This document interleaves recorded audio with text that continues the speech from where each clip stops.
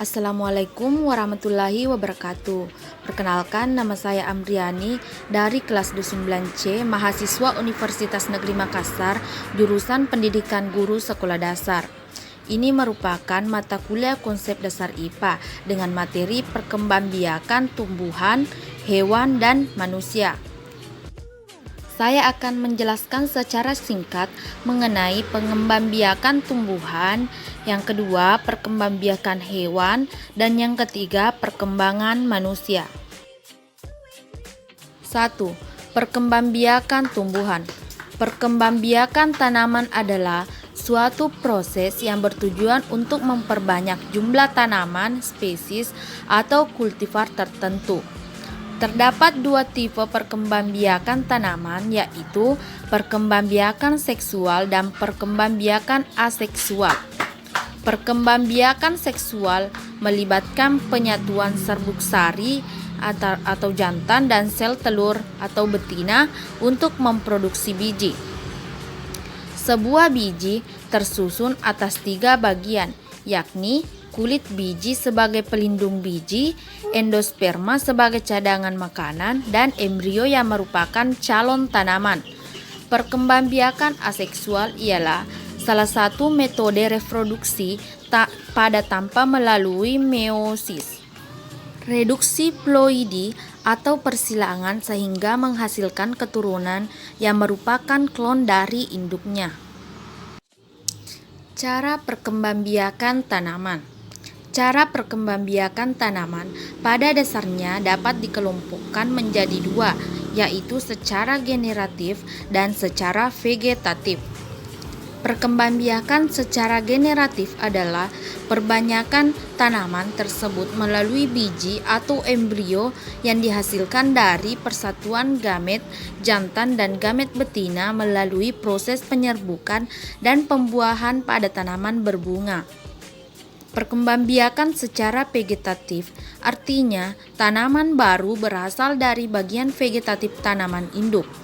Bagian vegetatif dapat berupa akar, batang, daun, umbi yang apabila dilepas dan ditempatkan pada lingkungan yang sesuai dapat tumbuh menjadi tanaman baru yang sempurna. 2. Perkembangbiakan hewan. Secara umum, perkembangbiakan hewan dibagi 2 cara, yaitu vegetatif atau aseksual dan generatif atau seksual. Perkembangbiakan vegetatif atau aseksual pada hewan, beberapa hewan dapat melakukan perkembangbiakan aseksual seperti tumbuhan. A. Perkembangbiakan aseksual pada hewan. Pertama, membentuk tunas. Terdapat hewan yang mampu berkembang biak aseksual dengan cara membentuk tunas untuk menghasilkan keturunan. Contoh hewan yang melakukan perkembangbiakan dengan cara yaitu hewan Nyandarifera dan Coleotheridae. Yang kedua, fragmentasi. Planaria merupakan salah satu contoh hewan yang melakukan fragmentasi perkembangbiakan dengan cara ini terjadi melalui 2 tahap. Tahap pertama fragmentasi yaitu pemotongan tubuh induk menjadi 2 bagian atau lebih. Selanjutnya, tahap regenerasi yaitu setiap potongan induk tersebut membentuk bagian tubuh lain yang tidak ada pada bagian tersebut. Pada akhirnya, setiap potong tersebut akan membentuk individu baru dengan bagian tubuh yang lengkap seperti induknya. Selanjutnya, partenogenesis. Partenogenesis dapat terjadi secara alami, dapat terjadi pada hewan lebah, semut, tawon, kutu, daun, dan kutu air. B. Perkembangbiakan seksual. Pertama, hewan vivipar atau hewan melahirkan. Hewan vivipar disebut juga hewan melahirkan. Hewan ini memiliki embrio yang berkembang di dalam rahim induk betinanya dan akan dilahirkan pada saat umurnya sudah mencukupi. Embrio akan memperoleh nutrisi oleh induk melalui perantara plasenta. Selanjutnya, hewan ovivipar atau hewan bertelur. Contoh hewan ovipar seperti katak, cicak, ikan mujair, burung elang, itik, dan ayam. Hewan ovipar disebut juga hewan bertelur. Hewan ini embrionya berkembang di dalam telur. Telur hewan ini akan dikeluarkan oleh tubuh induk betina. Selanjutnya, hewan ovovivipar atau hewan bertelur dan melahirkan. Hewan ovovivipar disebut juga hewan bertelur dan melahirkan. Embrio hewan yang tergolong hewan ovivivipar sebenarnya berkembang di dalam telur, tetapi embrio tidak dikeluarkan dalam bentuk telur seperti hewan ovipar. Telur tetap berada di dalam tubuh induk betina. Setelah umur embrio cukup untuk dilahirkan, telur akan menetas di dalam tubuh induk dan kemudian anaknya dilahirkan. Contoh hewan ovipar seperti kadal dan sebagai jenis ular. 3. Perkembangbiakan pada manusia. Manusia berkembang biak secara seksual, artinya dia mampu melakukan fertilisasi. Laki-laki menghasilkan sperma, sedangkan wanita menghasilkan sel telur atau ovum.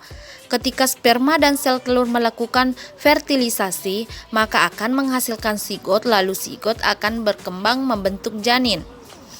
Alat reproduksi pria. Pertama, skrotum. Skrotum dikenal dengan kantung pembungkus testis, dapat memiliki kemampuan mengerut dan mengendur. Karena ada otot polos yang dinamakan otot dertos, skrotum juga dapat mengatur suhu bagi testis. Selanjutnya, testis. Testis jumlahnya sepasang. Testis ini sangat penting untuk menghasilkan sperma. Selanjutnya, epididymis. Epididymis dikenal sebagai tempat pematangan sperma dan penyimpangan sperma. Pertama, sperma yang dihasilkan oleh stibulus mermos belum dewasa maka dimatangkan di epididymis. Setelah sperma matang di epididymis, maka dia akan melanjutkan perjalanan pertama menuju saluran yang disebut vas deferens. Vas deferens ini menghantarkan sperma menuju ke vesika seminalis. Selanjutnya, vesika seminalis. Di vesika seminalis, sperma diberi makan yang akan menghasilkan getah semen yang biasanya warnanya putih. Semen terbanyak itu dihasilkan oleh vesika seminalis. Setelah itu, dia akan menuju kelenjar prostat. Selanjutnya, kelenjar prostat. Kelenjar prostat tempat bertemunya saluran sperma dan saluran urin. Jadi, saluran laki-laki hanya cuma satu. Saluran sperma dan saluran urin akan bertemu di kelenjar prostat. Selanjutnya, kelenjar Cooper. Kelenjar Cooper ini akan menghasilkan getah basah bagi sperma. Selanjutnya, penis. Di penis ada bagian yang namanya jaringan erektil yang nantinya akan membuat penis mampu berelaksasi dan berkontraksi. Di penis ada juga yang namanya bagian kepala yang disebut gland penis.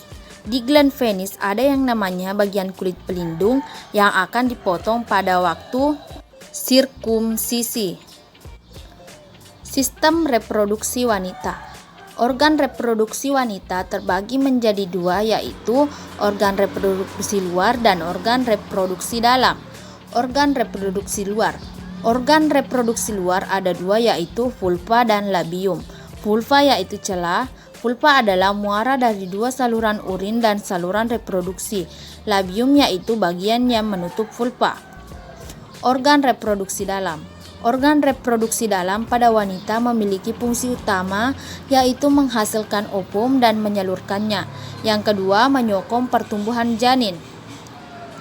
Ovarium. Ovarium berfungsi menghasilkan sel telur atau ovum. Selain itu, ovarium menghasilkan hormon estrogen dan hormon progesteron. Kedua hormon ini akan bekerja sama untuk mengatur siklus menstruasi atau proses kehamilan. Selanjutnya, tuba Fallopi atau oviduk berfungsi sebagai jalan ovum dari ovarium menuju uterus dan tempat terjadinya pembuahan. Selanjutnya, uterus atau rahim menempel di dinding rahim yang berkembang menjadi gamet, lalu menjadi janin dan siap untuk dilahirkan. Uterus ini berdiri dari 3 lapisan, yaitu premetrium lapisan luar, myometrium lapisan tengah, dan endometrium lapisan dalam, tempat menempelnya plasenta. Selanjutnya, serviks. berfungsi mengalirkan darah ke vagina saat menstruasi, mengarahkan sperma ke rahim dan mendukung kepala janin saat dilahirkan. Selanjutnya, vagina. Vagina berfungsi sebagai saluran darah saat menstruasi dan jalan lahirnya bayi.